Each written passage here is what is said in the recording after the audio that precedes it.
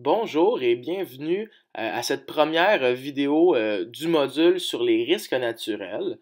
Euh, je vous rappelle que tout au long du mois de mars et du mois d'avril, nous allons étudier euh, le module en géographie sur les risques naturels et puis que ce module-là se fera euh, sous l'approche pédagogique de la classe inversée ou de la pédagogie inversée. Votre rôle durant la classe inversée, je le répète, c'est de prendre vos notes à la maison, de compléter le didactique, de comparer vos notes avec mon corrigé de notes. Et puis par la suite, lorsque vous arrivez en classe, vous arrivez avec déjà les connaissances acquises, puis on fait des activités tout au long des périodes de géographie.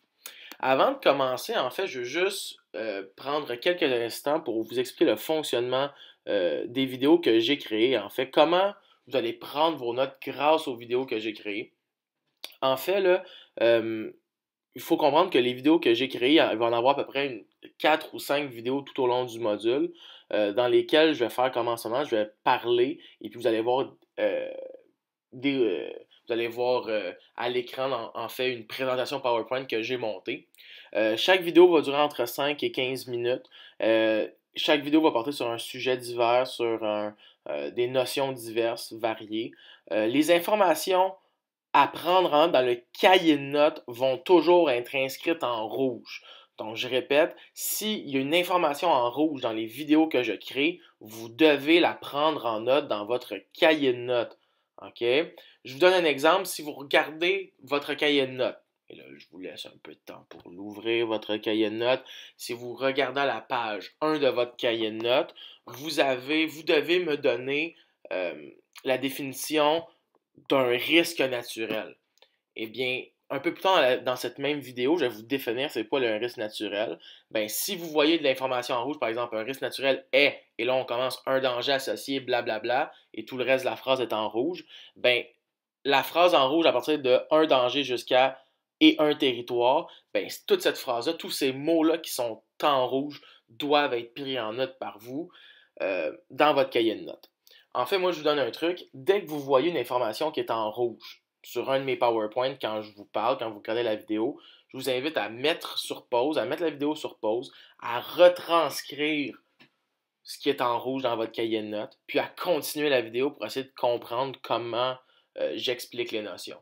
En fait, ce qui est important à comprendre, c'est que vous devez prendre en note ce qui est en rouge. Donc, on commence pour vrai. Aujourd'hui, on va se pencher sur la question suivante, ben, que sont les risques naturels?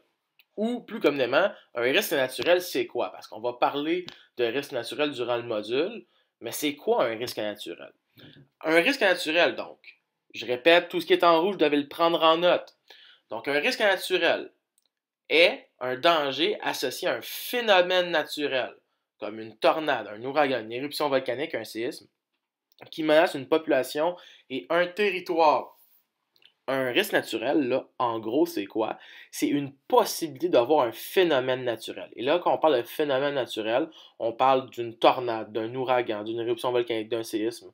OK? Donc, dans cette nature-là, dans cette famille-là, donc, quand on parle de phénomène naturel, on parle d'un phénomène météorologique, climatique qui arrive, un ouragan, une tornade, peu importe, là, même une tempête de sable pourrait être bon, un feu de forêt pourrait être bon, peu importe. Donc, c'est la possibilité d'avoir un phénomène naturel menacer un territoire ou se dérouler sur un territoire. En fait, dès qu'il y a une possibilité que ça se pourrait qu'un phénomène naturel menace une population et un territoire, donc cause des dommages, tue des gens, ben on va parler de risque naturel. Donc, c'est une possibilité. C'est pas arrivé encore, là, mais c'est une possibilité que ce phénomène naturel-là frappe un territoire et cause des dommages. Souvent, vous entendez parler du terme catastrophe naturelle, mais un risque naturel et une catastrophe naturelle, c'est pas la même chose. Je vous répète, un risque naturel, c'est la possibilité de voir un phénomène naturel se dérouler sur un territoire. Donc, ça se peut qu'un phénomène naturel se déroule sur un territoire, alors qu'une catastrophe naturelle, ben, c'est le phénomène naturel, par exemple une tornade, un ouragan, un séisme, qui se produit réellement et officiellement sur un territoire. Donc, ça arrive pour vrai.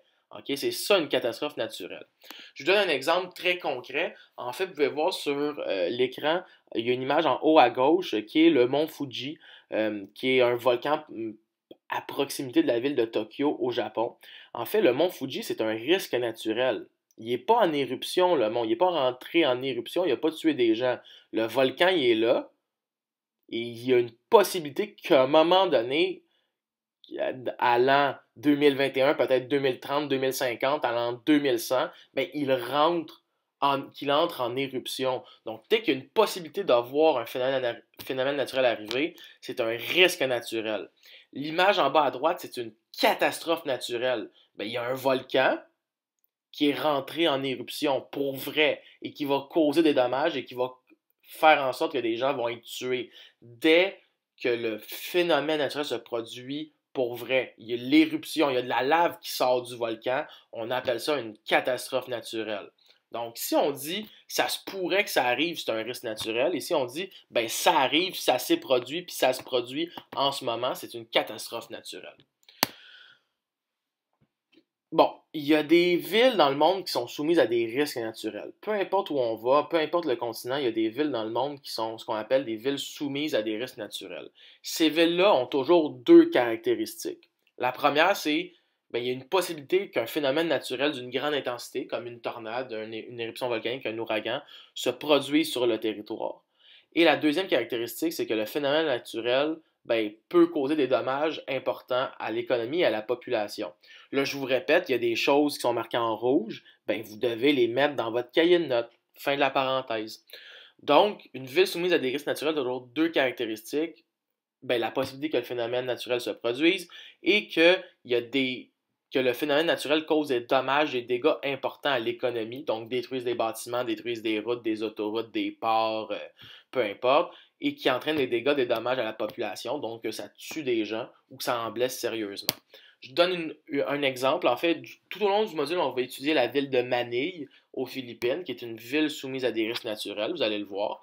Mais un autre exemple couramment utilisé, c'est la ville de San Francisco. La ville de San Francisco est non loin de la faille de San Andreas, qui est un endroit comme une genre de tranchée ou une genre de ligne creusée dans le sol où ben, ça arrive quelquefois qu'il y ait des séismes. Donc San Francisco, c'est une ville soumise à des risques naturels parce qu'il y a une possibilité qu'un séisme frappe la ville. Et deuxièmement, ben, il y a une possibilité que ce séisme-là cause des dommages importants à la population, à l'économie.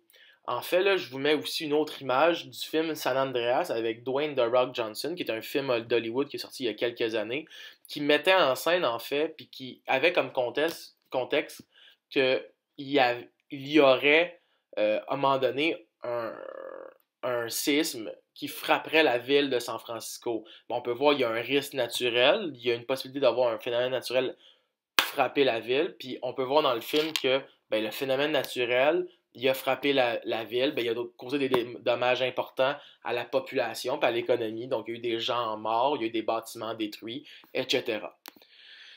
Il est important de comprendre deux choses. Premièrement, qu'il n'y a pas de risque naturel dans les endroits inhabités. Okay? Il n'y en a pas. Sur une île déserte, sur une montagne qui est non habitée, par exemple, sur un territoire qui est non habité, il n'y a pas de risque naturel. Pourquoi? Parce qu'il n'y a pas de danger pour la population, pour l'économie. Il n'y a personne. Il n'y a personne qui risque d'être tué. S'il y a un volcan sur une île en plein milieu de l'océan Atlantique qui entre en éruption puis il n'y a personne qui habite dessus, ben, ce n'est pas un risque naturel. Il n'y a personne qui risque de mourir ou de perdre sa maison. C'est que ce n'est pas un risque naturel. Dernière chose, c'est que dans votre cahier de notes, vous avez des images, entre autres une image qui vous montre des risques ou un risque artificiel ou des risques artificiels. C'est quoi un risque artificiel? C'est un risque, donc c'est une possibilité d'avoir un phénomène d'origine humaine se produire. Donc, qu'il y ait une catastrophe, qu'il y ait un événement causé par l'humain qui fasse des dommages sur un territoire, sur l'économie, à une population. Vous avez deux exemples dans votre cahier de notes. En fait, ben, je vais en prendre juste un. C'est les industries pétrolières près de Singapour. En fait, il y a des usines de raffinement de pétrole à Singapour, en Asie. Là. OK? Et puis, si, mettons, il arrivait quelque chose, que du pétrole se déverse dans l'eau, ou peu importe, ça serait un risque artificiel. Pourquoi? Parce que oui, il va y avoir des dommages à la population, à la nature et tout ça, mais c'est pas à cause de la nature. Là. Le pétrole, c'est pas retrouvé dans l'usine de manière naturelle. C'est l'humain qui a extrait le pétrole et puis qui le transforme dans cette usine-là. Donc, dès que la cause est d'origine humaine, on parle d'un risque artificiel. artificielle. Donc, ça met fin à notre première vidéo ensemble. J'espère que vous avez apprécié, puis au plaisir de, que vous réécoutiez une autre de mes vidéos par la suite. Bye bye!